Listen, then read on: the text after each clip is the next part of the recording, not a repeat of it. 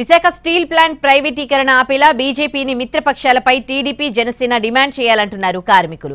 కుర్మన్నపాలెంలో పోరాట కమిటీ ఆధ్వర్యంలో మహాగర్జన జరిగింది. ప్లాంట్ను కాపాడుకోవడానికి తాము ఎంతటి ఉద్యమానికైనా సిద్ధమన్నారు పోరాట కమిటీ నేతలు. విశాఖ స్టీల్ ప్లాంట్ ప్రైవేటీకరణను వ్యతిరేకిస్తూ చేపట్టిన దీక్షలు 1165వ రోజుకు చేరుకున్నాయి. ఈ ఎన్నికల పోరాటంలో బీజేపీ నాయకులు చెబుతున్నారు, మేము ప్లాంట్ను ప్రైవేట్ చేయం, పూర్వ వైభవం తీసుకొస్తాం, ఉత్పత్తిని అభివృద్ధి చేస్తామని చెబుతున్నారు. ఇది పచ్చి అబద్ధం. ఈరోజు ముడి ఖనిజం కూడా లేకుండా చేయడానికి ఈరోజు మోడీ ప్రభుత్వం, అదానీ పోర్టు ఇద్దరు కలిసి చేసినటువంటి కుట్ర తప్ప ఇంకోటి కాదు.